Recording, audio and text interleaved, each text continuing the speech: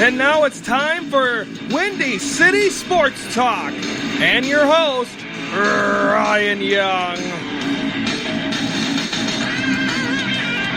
Hello, Chicago! Welcome to this live, yes, we are live, Thursday, November the 17th edition of Windy City Sports Talk. I am Ryan Young. For the next half hour, we're going to recap and preview everything in the world of Chicago sports. You want to follow me on social media, on Twitter, that is at ringside_rep. Hope to hear from y'all. Of course, no Chicago sports in action last night. Beautiful day, by the way, here at least in southeastern Wisconsin. It's about 60-some degrees. I believe going to set a high, a record high for November the 17th, almost 7. I think within the 60s today. Great, beautiful weather, and hopefully that will... But it's not supposed to stay around because it's supposed to be pretty chilly. Our first little snippet taste of winter coming up this weekend. And currently right now it is 70 degrees here. Wow. So that's awesome. But like I said, it's going to drop about 40 degrees by the end of the weekend and into the weekend. So it's going to be, a lot of people going to be getting sick. Anyway, a lot of things to talk about. Bulls will be in Utah tonight to take on the Jazz. We'll preview that. We won't get a chance to really recap it till Monday because I'm going to be recording tomorrow's show a little bit later on tonight after they announce the MVP award. So then we get to talk about that and then preview the weekends for the Bulls and the Blackhawks and the Bears. But there's some stories to talk to first that will kind of fill up the first half and most of this program. The first thing the talk about awards is awards week in Major League Baseball. Kind of the last thing to really happen. This in this calendar year, I believe, but the winter meetings are taking place in the first week of December. Excuse me, and that'll be interesting to see where Chris Sale's going to go and all that. But the Cy Young Award were announced last night. Of course, they had three guys for the National League. 2 of them were Chicago Cubs. And neither of the Cubs were able to win it. Congratulations to Max Scherzer, who did a tremendous job this season. And people said that it was kind of expected by how it took place that, of course, the votes were going to be split for Kyle Hendricks and Jon Lester. And then, of course, 25 of the 30 first-place votes went to Max Scherzer. And, once we get to the American League, apparently the first-place votes don't count as much, but still, nonetheless, a interesting tidbit there, but still fun nonetheless. And I think Max Scherzer deserved that. He did a tremendous job this season. I believe was his first or second year in Washington with the Nationals. And I think this team has just proved, and he proved it. He deserved it. I mean, the Cubs guys deserve it. And the Cy Young Award the Cy Young kind of goes to the guy that throws the hardest. And Jon Lester never threw that hard, and neither did Kyle Hendricks. I think both guys could possibly be in the mix. Hendricks could possibly be in the mix for that again next year, or just in 2017. So we could see. But anyway, congratulations to Max Scherzer. He deserves it. Everyone upset. Oh, and then like my Papa Sean came up to me this morning when he woke up. He's like, "Oh, the Cubs got screwed. Hendricks got screwed." I'm like, calm down. The Cubs, if they can get the MVP award locked up tonight, they'll have won the 4 biggest single awards and a World Series in the span of 2 seasons. And I think right there that is a plus. Because you have a chance to... Last year they won Rookie of the Year with Chris Bryant. They won Manager of the Year with Joe Maddon and Cy Young Award with Jake Arrieta. Now this year having a chance to win the MVP and have the World Series, take it. Because the Cubs, no matter what, and this isn't just saying it because the Cubs haven't won any awards... I really think that the Cubs won the biggest award you can this year, and that is the World Series. And even Gary Sanchez of the Yankees posted on Instagram, posted a picture of the World Series trophy and said, you know what? I am more happy. I'd rather have this than I'd rather have a World Series than have a Rookie of the Year. So, I mean, I'm sure he's just saying that, and if he would have won the Rookie of the Year, and he would have said, oh, that's better than a World Series. Not really. I don't think he would have posted that because he probably would have got some heat. So any Hooser, you have that side of things, and then you shift gears to the American League Cy Young Award winner, where most of the first place votes went to Justin Verlander. So congratulations on the 2016 Cy Young Award winner, Rick Porcello. I picked Corey Kluber, so that was my first one wrong. I did say that Max Scherzer was going to win, because I figured he would. And then, let's see if the tweet's still on there. Kate Upton, who is the model and gorgeous if you've never seen her, but she is is it the wife now? Is it the wife or the girlfriend of him, of Justin Verlander? And this was her tweet. See if she deleted it yet.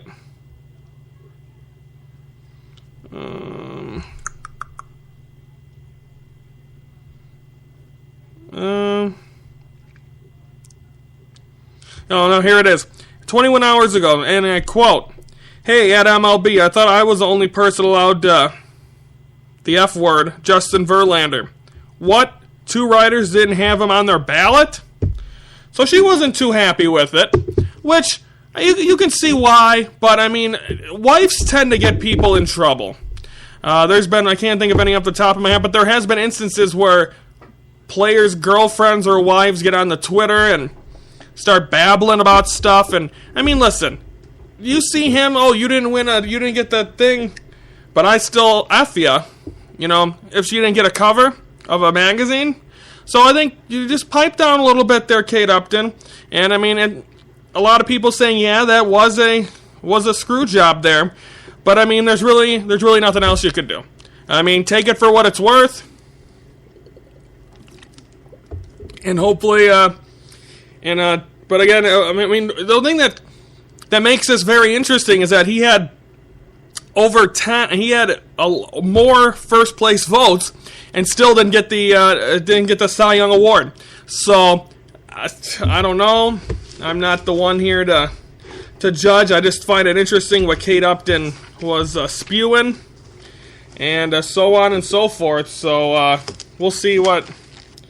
I mean, nothing's really going to build off that. I don't think she's going to get in trouble, but she was very vulgar.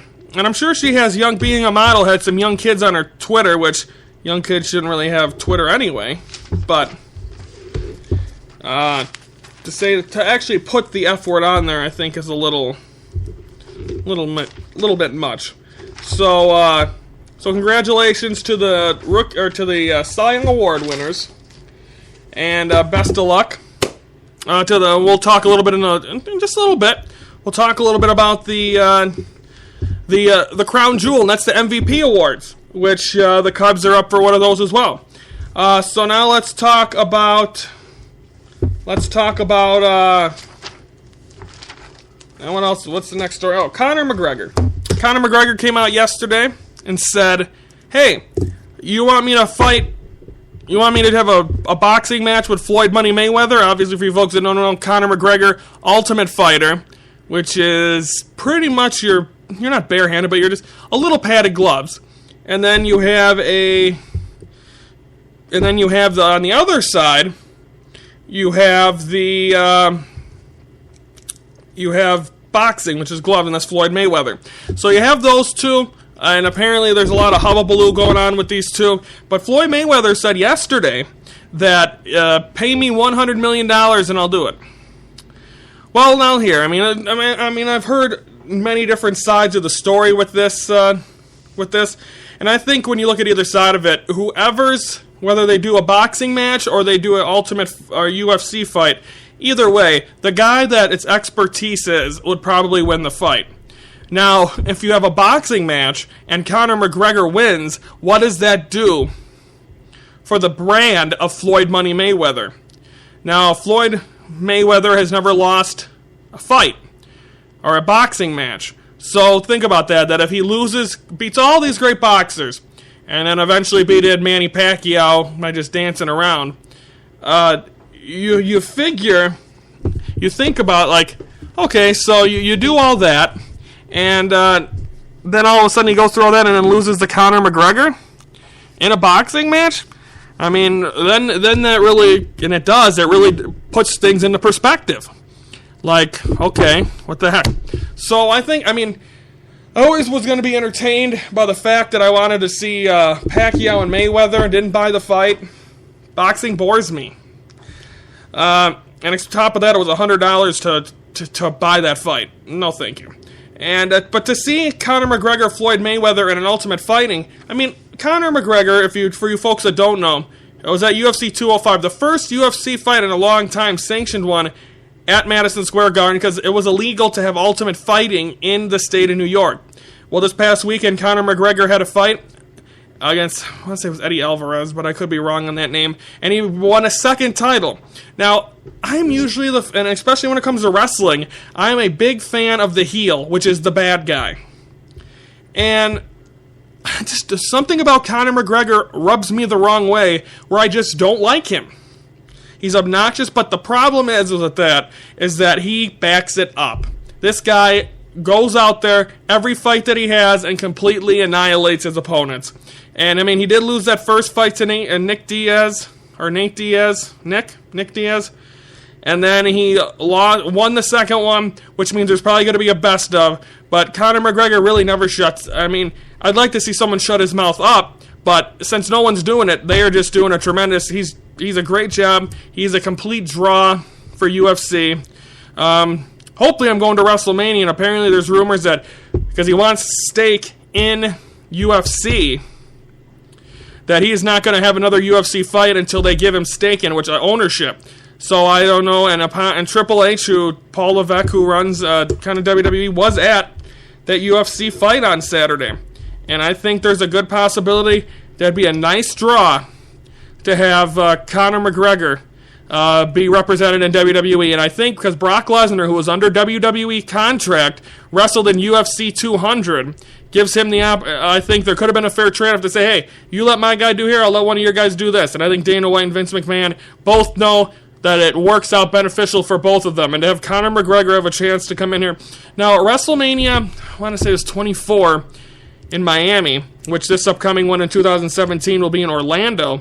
They will, they are going to 24 Big Show, who is the about 7 foot something, meat hook paws, 400, 500 pounds, had a match against Floyd Money Mayweather. You did not hear me wrong. Look it up on YouTube, or if you have the network, you already know about this. Big Show versus Floyd Money Mayweather, and they did a promo together, and where Big Show told him, and he did a podcast recent interview not about a year ago, and he told for anyone to really be interested in this to watch this match, you're gonna have to break my nose. So in a promo, Big Show got down on his knees, and Mayweather did about 2 or 3 punches, and boom, that was it. Broke his nose.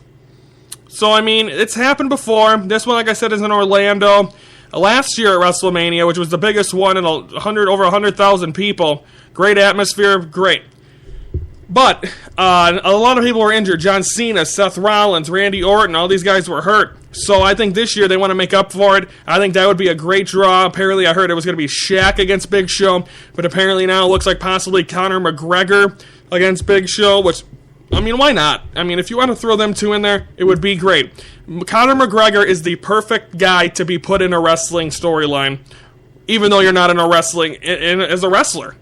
Because he's a guy that can instantly sell tickets and just hear his name. But then you listen to him talk and the way he can pub a show. Now, I don't know if he can do it without swearing. Now, WWE is PG, so he wouldn't be able to go on there and start swearing nonstop. So I think mainly you have it would be interesting to see that. But we'll see if he ever gets into the WWE aspect of things. But I think seeing him and Mayweather get a chance to fight, I would be interested. Not a lot of people would. Ariel Helwani went on a show today and said people are stupid to be able to even be talking about this. And that was on a show that was talking about it. So you get a little bit of everything here. And I think it should be interesting. I don't think it'll ever happen. We never thought, by the time we saw Pacquiao versus Mayweather, it was pretty much, okay, we get it, it's happening, let's move on. So, we'll see. But I'm not 100% sure if we'll ever get a chance to see that or not. But only time will tell. My next little tidbit here is LeBron James. Last night was in Indiana against the Pacers, and he sat out. Now, it don't really, I mean, you just think about LeBron James, it was a rest day. Now, of course, I've gotten the privilege to see LeBron James in person play twice. One time my dad and me, I believe it was in 2005 or 2006, went to the United Center, got a chance to see him with the Cavs. And then the second time I went to a trip to Miami, got a chance to see him, Wade, and Bosh against the Bulls. And but it would be disheartening to know how much you pay, because LeBron James, no matter what team he's on, that costs it puts the prices up for how much you're going to pay for a ticket. So now he's in Indiana. They do go to Indiana twice. So I mean, if this was Sacramento or San Antonio, for the people that don't know, in the NBA, you play your division, or you play your conference opponents 4 times. 2 times at home, 2 times on the road. With the Western Conference, you only go there once, and they play at your place once. So, I mean, this is an Eastern Conference matchup. I'm sure they're going to play each other again in Indianapolis. But if you put, like this, think about a dad that is having it rough, that puts all his money, an early Christmas present, let's say, and say, last night, you know what, son, we're going to take you to see LeBron James play at the Bankers Life Fieldhouse in Indianapolis. They say, yeah, Dad, I can't wait to see LeBron James. And he's not playing. Now, I mean, that's disheartening, because really the only reason you want to see the Cleveland Cavaliers is LeBron James, and he's not out there. I think that kind of hurts. Now, you're still there to try to watch your team win a basketball game no matter what, and it actually benefits your team when LeBron James doesn't play. But when you have to pay tickets that are expensive because of LeBron James, and he's not even playing in the game, I think that is where it becomes a little bit, a little upsetting. So, I mean, for that to go out there and to have that, I think that's rough, because there's people out there that maybe can only afford. I mean, basketball games are expensive. I mean, even though the Bulls suck, I haven't been to a Bulls game in about 2 or 3 years because I don't work that much in the winter. I don't get that much time. I mean, most of my money goes to Cub games. So I mean, that's just something. I mean, I can understand it if you want to go see him in them games. I mean, it was $150 almost something a ticket to try to go see Derrick Rose play at the United Center. And I mean, so I understand both ways. The Cavaliers, if you're thinking from a Cavaliers point of view, you could give a flying hoot about the Indianapolis or the Indiana Pacers fans. You would rather just worry about, you're worried about your team and winning another championship. You're not worried about Tito and his son Jorge and Bob and Cliff. You're not worried about them having to pay money to see LeBron James. You don't care. So there's 2 sides of that, and I think both sides, it could be. I don't think it's really being made a big deal, but I still think it's something that needs to that you could still need to talk about, because it just sucks the way that happens, and it's not going to change because it's not that important. But when you have people paying a lot of money to see LeBron, and for him to be a healthy scratch, like if he's injured, this isn't even talked about, but he's not injured, healthy scratch in Indianapolis, do it at home, where Cleveland has 41 opportunities to see their people play at home. But again, that happens there, because you could maybe only afford to go to 1 home game a year, because I'm sure now that they won a championship, it's not the easiest thing to be able to go and get a Cleveland Cavaliers ticket. So, same thing at home. So, I mean, you'd rather, like I said, the Cavs would rather do that on the road, not care about little Sammy and little Bobby getting a chance to see LeBron James play. So it's interesting, an interesting twist on things. Not that big of a deal, but I just think it's something that needs to be talked about. So again, never mind 3 little stories. Also today, again, awards week continues. You had the Rookie of the Year, Michael Fulmer for the Tigers, and Corey Seager for the National League. Get theirs on Friday, or get that on Monday. Tuesday, Manager of the Year, Terry Francona of the Indians for the American League, and Dave Roberts for the Dodgers in the National League. Then yesterday, of course, Rick Porcello of the Red Sox getting the American League Cy Young Award winner, or getting the Cy Young Award, which is the American League's MVP, or the pitching MVP. And then you have, in the National League, you had Max Scherzer outbeat 2 Cubs, Kyle Hendricks, and John Lester. Now, of course, today is the MVP award for both the NL and AL. The Cubs do have a guy, and the Cubs have not had an MVP. I'm going to look that up. And I'm not sure. Did Sammy Sosa? Did Sammy Sosa win an MVP award? I'm not sure. I'm going to look that up right now. The last Cub, 1998, Sammy Sosa. That's the last national. So that's great. I figured that was going to be the year. I thought maybe Mark McGwire would have won it in 98 because he won at 8. That was the year. That was my first year I fell in love with baseball, and that was the guy that did it. So So I think, so since Sammy Sosa was the last Cub to win an MVP, so I think that would be big. Let's see here. But I think Chris Bryant has a great opportunity. He's going up against Corey Seager, who, of course, just won the American League Award, or the American League's Rookie of the Year Award, or the National League's let me rephrase this. The National League Rookie of the Year Award. Here are your finalists for the MVP. For the American League, it's Jose Altuve of the Astros, Mookie Betts of the Red Sox, and Mike Trout of the Angels. And, of course, these will be announced in less than 2 hours on MLB Network. And then for the National League, it's Chris Bryant of the Cubs, Daniel Murphy of the Nationals, and Corey Seager of the Dodgers. Now, I've made almost all of these right. The only two I've not gotten right was the Rookie of the Year for the American League and the American League Cy Young. So I'm going to go here American League MVP. I'm going to go Mookie Betts because I don't think Mike Trout, even though he's good, MVP, I don't think he deserves it because, I mean, he's a very talented player. And Altuve, I don't think was big enough to get it, no pun intended. And for the National League, I'm going to go Chris Bryant because I think Corey Seager got Rookie of the Year. I'm not sure if anyone's ever gotten a Rookie of the Year and the MVP in the same year. I don't think Daniel Murphy was good enough. Chris Bryant was absolutely phenomenal. And I want the Cubs to win this award because they, like I said, haven't had one since '98. And give them the shot. So that's my prediction. I'm going to say Cubs get Chris Bryant and win the National League MVP because I think that'd be great for him. He wins Rookie of the Year 1 year, and then the next year go out and win the National League MVP. I think it would be great for him, great for the Cubs to be able to get every piece of hardware within the last year. In the last 2 seasons, the Cubs have a Rookie of the Year, a Cy Young, a Manager of the Year, MVP, and a World Series. I mean, that's another question that I don't know if that can ever be answered because has a team been able to accomplish all of them awards? Because the Cubs almost did it single-handedly last year, being unable to get the MVP. And, I mean, Rizzo's going to be up for that award possibly in a good year because he could be back there next year. So it really puts a twist on things, and I think just a couple of very talented guys, but I think Chris Bryant of the Cubs, Mookie Betts of the Red Sox. My predictions for the AL I've been struggling on. So far, I've done a very good job in the National League. So we'll see if I'll continue that here tonight, and we'll see if the Cubs can bring home an award. Also, another story, Tom Ricketts went on, I believe he had an interview at USA Today, and said he wants to make things right with Steve Bartman. Now, they were talking about how they let after Bill Buckner in 1986 when the ball went through the legs, right after they won the World Series in 2004, they pretty much had him walk from the Green Monster and throw out the first pitch. I think you got to do the same thing here. I don't know, like a lot of people are saying, well, what Steve Bartman should be doing is he should just say F off to the Cubs. But I think this is the opportunity for the Cubs and their fans to apologize to Steve Bartman.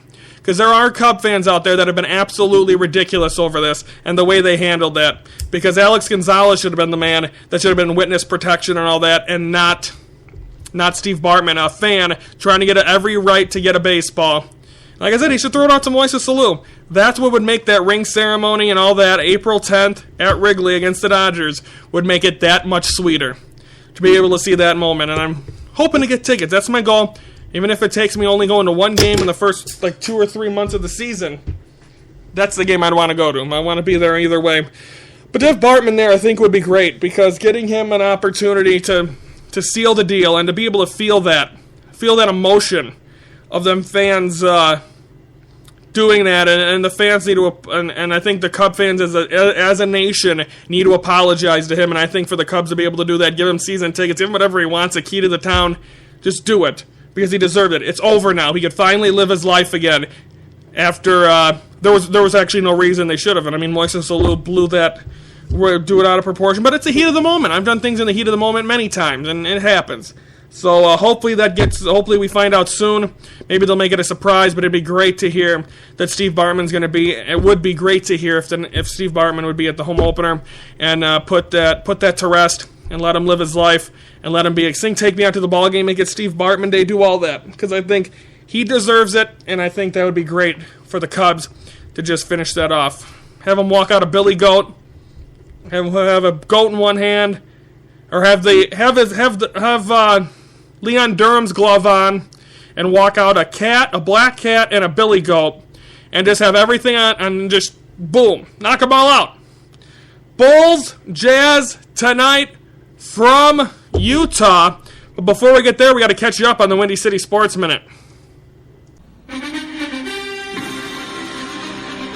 This is your Windy City Sports Minute for Thursday, November the 17th. Well, the National League and American League Cy Young Award winners were announced last night.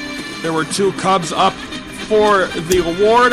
That would be John Lester and Kyle Hendricks, but neither one able to get them, as the winner of the 2016 Cy Young Award winner for the National League is Max Scherzer. On the other side, in the American League, Rick Porcello wins it as a member of the Boston Red Sox. Congratulations to both them men. The Chicago Bulls are back on the floor tonight to continue their circus road trip. They'll be in Utah to battle with the Jazz. That'll be a 9:30 approximate tip-off on Comcast Sportsnet, also on TNT. That is your Windy City Sports Minute. Now back to Windy City Sports Talk. Welcome back here to Windy City Sports Talk, and you're ready for Friday. Again, we'll have a recorded show tomorrow. And then we'll be back live, I believe, Monday, Tuesday, and Wednesday, getting you ready for Thanksgiving and everything else. We will not, on tomorrow's show, we will not have a recap of the Bulls and Jazz because I'm going to be recording it tonight. So it'll be mainly previewing the weekend, and then we'll throw in Bulls Jazz on Monday. I'm wearing a sweater today, and it's hot. It's like I said, it's 70, so I overdressed a smidge. Okay, Bulls and Jazz tonight, 9:30 is the second part of the doubleheader on TNT. You can also watch that game if you're local in Chicago on Comcast Sportsnet. Jazz come in at 7-5. Bulls come in at 7-4. Take a look at some of their roster. I haven't seen them much. I mean, the guys you really have to look out for are Gordon Hayward, who's averaging 35 minutes a game. 6 3-pointers attempts. And averaging 1.5 makes. George Hill, a guy that can make. So this is a jump shooting team. Boris Diaw's their center. He's only played 4 games. Favors also. So I mean, it's a young team, but I think they don't have many center. I mean, I think the Bulls have an opportunity. And I've said it now. If the Bulls are facing a team that are built around big guys, I think the Bulls have a chance to win those games. I don't think they have a chance to win against the Clippers. Even though that's a very big test, I don't think they have a chance to beat the Clippers because of Blake Griffin and DeAndre Jordan in the big guys. So I think it'll be tough for them than them. But try to win 4 in a row, be 4 games over 500. Cushion yourself to at least get back home around 500 if something bad happens the rest of this road trip. But I think right now this team's got to stay positive, keep it going. Rajon Rondo's still a game time decision with the ankle. So we'll see if he gets a chance to play tonight. But if you want this team, you can try to come out, play exactly the way they did against the Blazers. They came out to a 10-0 lead pretty much out of the box. So they keep that up. They play with that momentum and that energy. It's going to be very tough to beat them. So I'm going to say a Bulls victory tonight. They get 4 games over. Then with 4 games remaining on the road trip, you can't worry about going home under 500. But I think hopefully then that'll give some positive energy going into that game against the Clippers. And you never know what can happen, but I don't think they have a chance. I don't think they're going to win that game, but you never know. Fool me once, you get it. So we'll see. That's tonight, 9:30 p.m., the second game of the doubleheader on TNT, also on Comcast Sportsnet Chicago for you folks locally. Tomorrow we're going to preview the whole weekend. We got Blackhawks with 2 games, Bulls with 2 games, and those Bears. They're back at it against the Giants, and they'll try to get a win or continue to get a high draft pick. So we'll see what happens. Again, we will not recap Bulls Jazz because that'll be a pre-recorded show tomorrow, but still hope you guys listen. Everyone have a great day. Enjoy the weather. Go out for a swim. I'm Ryan Young. Have a great day, Chicago.